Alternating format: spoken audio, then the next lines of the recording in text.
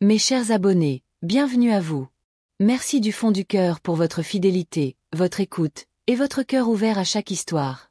Chaque vue, chaque commentaire, chaque partage me donne la force de continuer à écrire des récits vrais, tristes, puissants, comme la vie elle-même. Que la paix, la sagesse et la force soient toujours avec vous. Trahie, humiliée, Sophie a transformé l'insulte en élan. Elle est partie sans bruit, mais son absence a brisé ceux qui croyaient la posséder. Aujourd'hui, elle se relève seule mais entière, forte, et plus jamais le fardeau de personne. L'insulte. Le grand salon de Sophie résonnait de rires forcés et de tintements de verre. Pour l'anniversaire de Carrie, son mari depuis 4 ans, elle avait tout organisé elle-même. Les guirlandes sobres, la grande table nappée de blanc, les bougies, et même un gâteau à 3 étages qu'elle avait commandé chez le meilleur pâtissier de la ville. Elle avait voulu que tout soit parfait. Qu'au moins, ce soir, Carrie soit fière d'elle. Les invités, pour la plupart des collègues et quelques membres de la famille de Carrie, discutaient par petits groupes. Sophie faisait de son mieux pour accueillir tout le monde, sourire aux lèvres malgré la fatigue. Dans la cuisine, elle vérifiait discrètement que tout soit prêt, se repoudrait le nez, rajustait sa robe bleu nuit. Quand elle revint au salon, elle surprit Madame Diba, sa belle-mère, en grande conversation avec 2 tantes. Assise sur le canapé, le dos droit comme un sceptre, Madame Diba tenait sa coupe de champagne à la main, le petit doigt relevé. Sophie s'approcha poliment. « Madame Diba, vous allez bien? Vous voulez quelque chose de plus chaud ?» Sa belle-mère la dévisagea de haut en bas, puis tourna la tête vers les tantes. « Vous savez, Carrie est un bon garçon. Mais cette fille... » Elle désigna Sophie d'un geste du menton, comme un simple meuble. « Elle est plus un fardeau qu'autre chose. Elle n'a jamais rien apporté de bon à cette famille. » Le mot « fardeau » claqua dans l'air comme une gifle. Le silence tomba sur le salon. Les tantes, mal à l'aise, baissèrent les yeux. Sophie sentit son cœur battre contre ses côtes comme un oiseau prisonnier. Elle chercha le regard de Carrie, debout près de la fenêtre, une coupe à la main. Lui, il baissa les yeux, fit mine de recevoir un message sur son téléphone. Pas un mot. Pas un regard. Sophie sourit, faussement. Sa main tremblait sur le plateau d'amuse-bouche qu'elle tenait toujours. Elle inspira profondément pour ne pas éclater en sanglots devant tout le monde. Quelques minutes plus tard, Sophie se réfugia dans la cuisine. Ses mains moites agrippèrent le rebord de l'évier. « Je ne suis pas un fardeau. Je ne suis pas un fardeau. » Elle se répéta ces mots comme un mantra. Mais au fond d'elle, elle savait qu'un fil venait de se rompre. Elle entendit soudain la porte battante s'ouvrir. Carrie entra, l'air nerveux. « Sophie, qu'est-ce que tu fais? Viens. Ne fais pas de scène. » Elle se retourna, les yeux rougis mais secs. « Une scène. Carrie. Tu as entendu ce qu'elle a dit. » Il haussa les épaules, presque agacé. « Laisse tomber. C'est ma mère, elle est vieille, elle radote. Reviens, les invités t'attendent. » Elle voulut lui hurler qu'elle n'était pas un meuble qu'on expose pour faire joli, mais les mots moururent dans sa gorge. Elle hocha la tête, replaça une mèche de cheveux derrière son oreille. Dans le salon, Madame Diba continuait de rire, comme si rien ne s'était passé. Sophie reprit son rôle d'hôtesse, un sourire figé sur les lèvres. Mais dans un coin de son esprit, une petite voix froide murmurait. « Un fardeau, hein? Très bien. Alors je partirai, mais pas les mains vides. » La chambre froide. La nuit avait englouti la grande maison. Les derniers invités étaient partis sous une pluie fine. Dans le salon, il restait des assiettes à moitié vides, des verres à champagne abandonnés, des miettes de gâteau éparpillées comme des traces d'une fête sans joie. Sophie empilait les assiettes, seule. Elle avait insisté pour que Carrie aille se coucher. Il n'avait pas protesté. Avant de monter à l'étage, il lui avait simplement lancé d'un ton neutre. « Merci pour la soirée. » Et il avait disparu, sans un baiser, sans un mot de réconfort. Dans la cuisine, Sophie fit couler l'eau brûlante sur ses mains gelées. Elle frottait, encore et encore, comme pour effacer la phrase de Madame Diba gravée sur sa peau. « Elle est un fardeau. » Elle entendit un bruit derrière elle. En se retournant, elle vit son reflet dans la vitre de la porte de la cuisine. Une jeune femme au visage marqué, les yeux cernés, les cheveux épars. La Sophie qui souriait naïvement lors de son mariage semblait si loin. Dans la chambre, Carrie était déjà allongée sur le lit, dos tourné. Sophie entra, posa son téléphone sur la table de chevet. Elle resta un moment debout, à regarder le plafond. Elle avait envie de tout casser, de le secouer pour qu'il dise quelque chose, qu'il s'excuse, qu'il la défende. Mais au lieu de ça, elle murmura, d'une voix presque timide. « Carrie, pourquoi tu ne dis jamais rien quand ta mère me traite comme ça ?» Il ne bougea pas. Juste un soupir agacé. « Sophie, je t'ai dit de ne pas prendre ça à cœur. Elle est comme ça. On ne la changera pas. » Sophie s'assit au bord du lit. « Je me bats pour que ta famille m'accepte depuis 4 ans. Qu'est-ce que je n'ai pas fait? Je me suis pliée en 4, j'ai tout laissé tomber pour toi, Carrie. » Sa voix se brisa. Elle se pencha vers lui. « Dis-moi au moins que tu m'aimes encore. » Carrie se retourna, les yeux encore rivés à son téléphone. Il leva les yeux une seconde, la fixa comme si elle l'agaçait, puis souffla. « Arrête de dramatiser. Bonne nuit, Sophie. » Elle le regarda éteindre sa lampe de chevet, tourner le dos. Elle resta assise là, dans l'obscurité, les larmes coulant sans un bruit. Cette nuit-là, Sophie ne dormit pas. Elle s'allongea à côté de lui, le regard perdu dans l'obscurité, ses pensées tournant comme des rapaces. Les souvenirs de leur premier baiser, de leur mariage, de toutes ses promesses. Tout s'effritait. Au fond d'elle, quelque chose se glaça pour de bon. Elle comprit qu'elle dormait depuis trop longtemps dans une chambre froide, dans un mariage mort. Et qu'elle avait le droit de se réveiller. Quand l'aube pointa, ses yeux étaient secs. Elle avait pris sa décision. Le carnet secret. Le lendemain matin, la maison baignait dans un silence glacial. Carrie était déjà partie au bureau sans un mot, comme si la soirée d'hier n'avait jamais existé. Sur la table de la cuisine, Sophie trouva un simple post-it. « Déjeuner chez maman ce soir. Je rentrerai tard. Carrie. » « Maman. » Madame Diba. Comme toujours. Sophie inspira un grand coup, jeta le mot dans la poubelle et monta à l'étage. Dans la chambre conjugale, elle tira la valise grise cachée tout au fond de leur placard. Elle l'ouvrit, souleva un faux fond, à l'intérieur, un petit carnet à couverture en cuir, usé à force d'être manipulé en cachette. Elle s'assit sur le tapis, le carnet posé sur ses genoux. Ses doigts tremblaient légèrement en tournant les pages. Tout avait commencé 1 an plus tôt. Une amie à elle, employée dans un hôtel chic, l'avait appelée un soir, mal à l'aise. « Sophie, je crois que j'ai vu ton mari avec une femme. Ils sont entrés dans une suite. » Au début, Sophie avait refusé d'y croire. Elle avait attendu, observé. Puis elle avait trouvé un reçu glissé dans la poche de la veste de Carrie, pour un dîner romantique, un jour où il lui avait dit qu'il était en déplacement. Depuis, chaque petit indice, chaque mensonge, chaque trace de parfum inconnu sur sa chemise. Elle avait tout noté. Des dates, des lieux, des photos prises à distance. Au début, c'était pour se convaincre qu'elle n'était pas folle. Maintenant, c'était pour ne pas partir les mains vides. Sophie s'arrêta sur une photo imprimée qu'elle avait scotchée au carnet. Carrie, dans un restaurant, tenant tendrement la main d'une autre femme. On voyait leur sourire, leur regard complice, comme s'ils formaient un vrai couple. Ses larmes brouillèrent l'image. « Tu m'as fait passer pour un fardeau. Alors que c'est toi, Carrie, qui porte la honte. » Elle rangea le carnet dans son sac à main, comme on garderait une arme sous l'oreiller. Puis elle se connecta sur l'ordinateur portable de la maison. Elle ouvrit discrètement le dossier de l'avocat qu'elle consultait en secret depuis 2 mois. Un mail l'attendait. « Madame Sophie, dès que vous le souhaitez, nous pouvons lancer la procédure.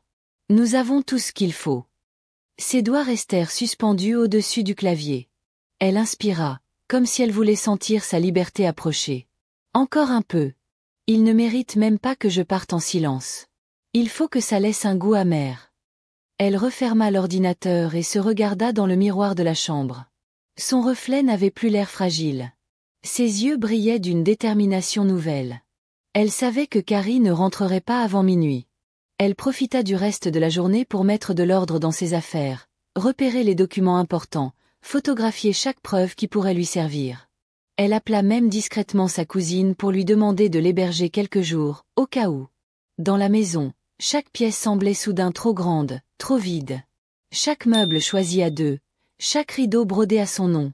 Tout lui rappelait à quel point elle s'était oubliée pour construire ce mensonge.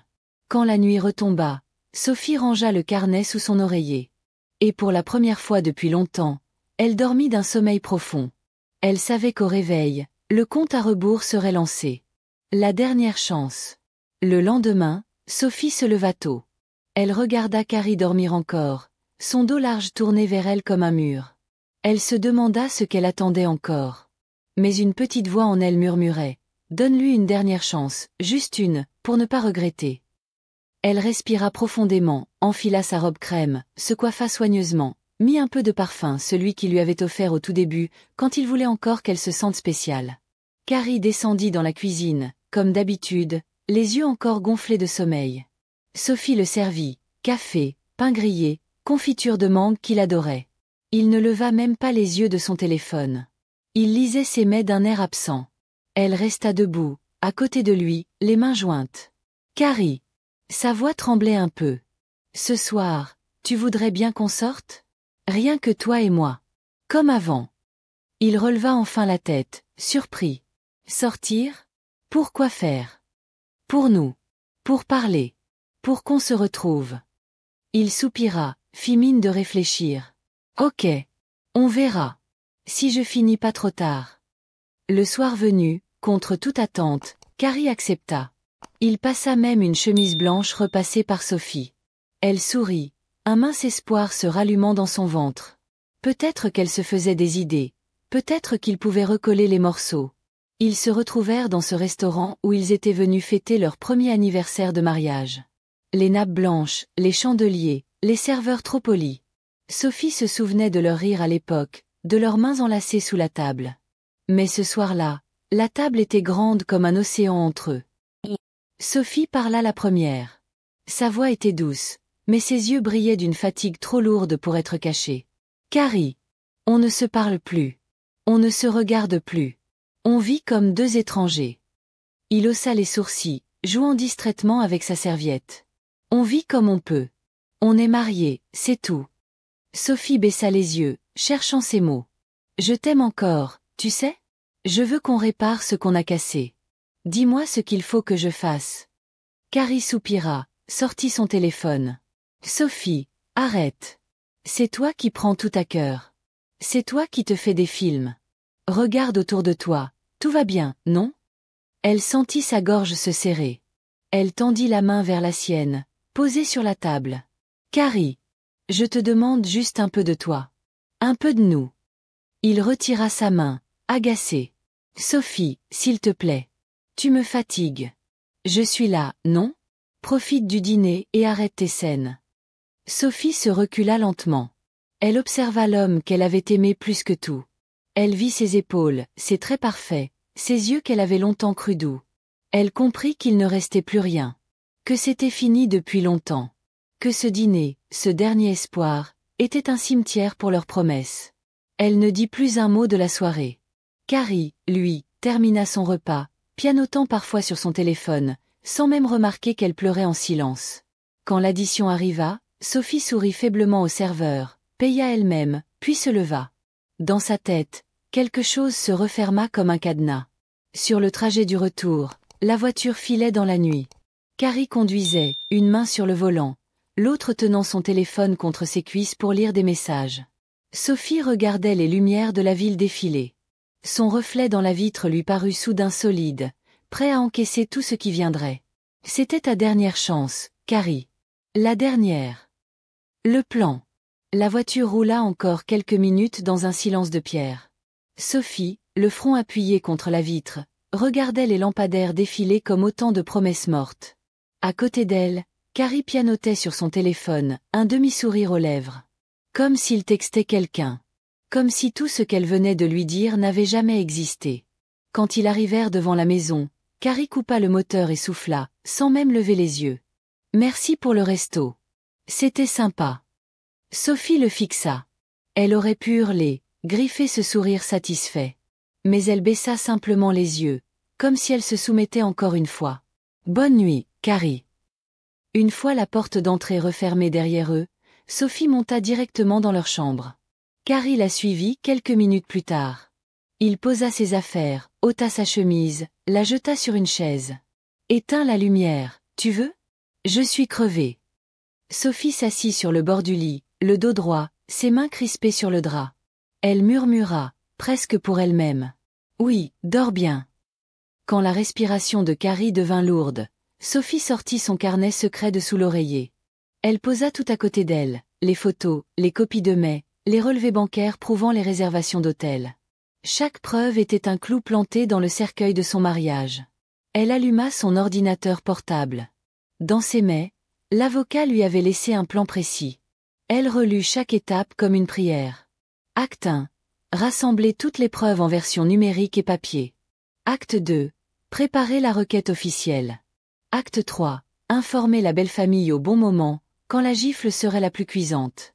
Vers 3 heures du matin, Sophie se leva, descendit au salon, et ouvrit un vieux tiroir du buffet. Elle y trouva l'album de mariage. Les photos de leur grand jour, ses yeux naïfs, la fierté dans le regard de Carrie, un mensonge bien décoré.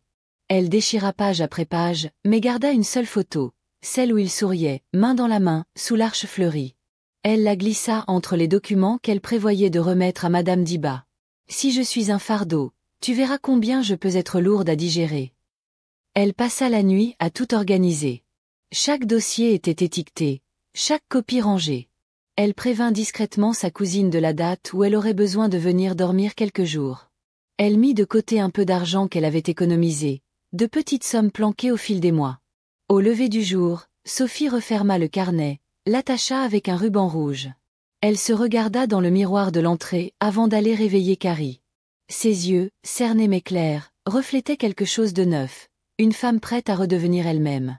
Au petit déjeuner, Carrie descendit, frotta ses yeux, bâilla. « Qu'est-ce que tu fais debout si tôt ?» Sophie sourit, servit le café. « Je prépare un dessert pour ce soir. » Il fronça les sourcils. « Un dessert ?» Elle haussa les épaules, un sourire impénétrable sur les lèvres. « Oui, quelque chose que personne n'oubliera. » Le dessert amer. La journée passa lentement. Sophie, pourtant épuisée, ne dormit pas une minute. Elle nettoya chaque recoin de la maison, rangea les dossiers dans une chemise noire, vérifia 10 fois chaque preuve. Elle répétait mentalement son texte, mot pour mot, comme une actrice prête à livrer la dernière scène de son drame. Vers 18 heures, Carrie rentra plus tôt que prévu. Il entra dans le salon, posa ses clés sur la console d'un geste automatique, sans même la saluer. « Maman arrive pour le dîner. Elle m'a dit qu'elle voulait encore parler du projet de terrain familial. » Sophie leva les yeux vers lui, impassible. « Parfait. Elle sera là pour le dessert. » Madame Diba arriva, drapée dans son grand boubou de soie bleu nuit, un léger sourire de satisfaction sur les lèvres. Elle embrassa son fils, jeta à peine un regard à Sophie. « Sophie, fais-moi un café bien fort. Et arrange-toi pour que ton plat soit mangeable, au moins cette fois. » Sophie hocha la tête sans broncher. Elle posa le plateau devant Madame Diba, servi sur un joli napperon. La vieille femme leva un sourcil, surprise par tant de politesse. Tout le dîner se déroula dans une tension silencieuse. Carrie discutait de son projet de terrain, Madame Diba opinait, donnait des ordres. Sophie écoutait, souriait parfois, mais ses yeux brillaient d'un feu qu'aucun d'eux ne voyait. Quand Madame Diba posa ses couverts, elle tapota la table. Bien. C'était mangeable. Et le dessert, alors ? Sophie se leva, disparut quelques secondes dans le couloir, puis revint, tenant dans ses mains une petite boîte noire, et une chemise à rabat soigneusement fermée par un ruban rouge. Elle posa la boîte devant Madame Diba, puis la chemise devant Carrie. Voilà le dessert. Madame Diba fronça les sourcils, confuse. Qu'est-ce que c'est que ça ? Sophie croisa les bras, son sourire froid comme la lame d'un couteau ouvré. Carrie tira sur le ruban. Il vit d'abord la photo de lui, main dans la main avec l'autre femme, leur sourire complice figé pour toujours. Puis les copies d'hôtel, les messages imprimés, les factures. Ses mains tremblèrent. Madame Diba, elle, découvrit dans la boîte la lettre de l'avocat, le dépôt de la requête de divorce et une note écrite de la main de Sophie. Un fardeau ne part jamais les mains vides. Bon appétit. Le silence explosa comme une bombe. Madame Diba devint rouge, balbutia. Carrie, dis-lui que c'est faux. Dis quelque chose. Mais Carrie restait muet, la tête baissée, incapable de prononcer un mot. Sophie se leva lentement, attrapa son sac préparé depuis des jours. Elle posa un dernier regard sur cette scène. Son mari, blême, sa belle-mère, figée, le « fardeau » qu'il pensait traîner derrière eux enchaînés. En réalité, c'étaient eux qui se retrouvaient cloués à leur propre honte. Elle marcha jusqu'à la porte. Avant de sortir, elle se retourna, sa voix tranchante comme la nuit. Bon courage pour digérer ce dessert. Et elle claqua la porte derrière elle. Dans la rue, l'air était frais, une brise légère soufflait. Sophie sentit pour la première fois depuis longtemps ses épaules s'alléger. Ses pas la menèrent vers un taxi, direction l'appartement de sa cousine. Derrière elle, la maison restait figée comme un mausolée.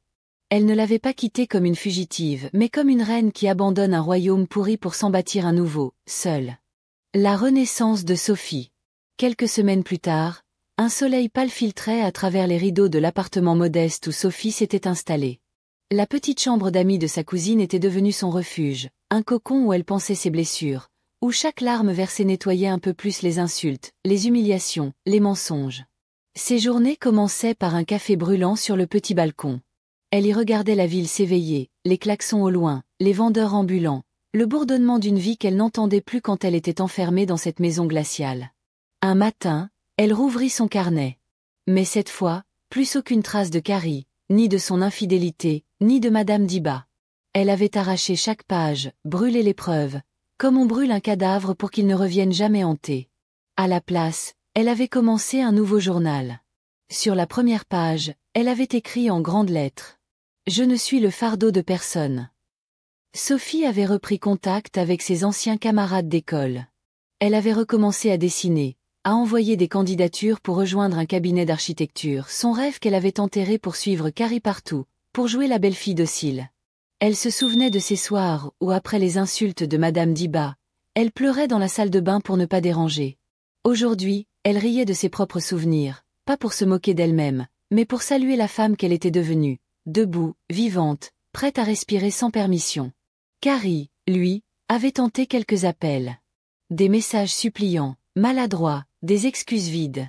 Il avait même demandé à sa mère d'intervenir. Mais Sophie n'avait plus rien à entendre. Pas un mot, pas un soupir. Elle avait rayé ces voix toxiques de sa vie. Quand elle sortait maintenant, elle croisait parfois de vieux amis de la belle famille. On la dévisageait, certains murmuraient qu'elle était ingrate, d'autres disaient qu'elle était courageuse. Ça lui importait peu. Elle ne portait plus la honte de Carrie sur ses épaules. Un soir, assise sur le toit de l'immeuble de sa cousine, elle leva les yeux vers le ciel. Les étoiles brillaient timidement, comme une promesse. Dans le silence, elle murmura. « Sophie, tu n'as plus besoin de sauver personne. Juste toi. » Et pour la première fois depuis longtemps, elle sourit, un vrai sourire, léger comme un papillon. Elle n'avait pas tout perdu. Elle s'était retrouvée. Et cette victoire-là, personne ne pourrait la lui voler. Merci d'avoir écouté cette histoire. Si elle a touché quelque chose en vous, si elle a réveillé un souvenir, une émotion, ou simplement un peu d'espoir, abonnez-vous. Pas seulement pour une vidéo de plus, mais pour continuer ensemble ce voyage à travers des récits oubliés, des vérités humaines, et des silences qui parlent plus fort que les mots. Votre écoute donne vie à ces histoires. Merci d'en faire partie.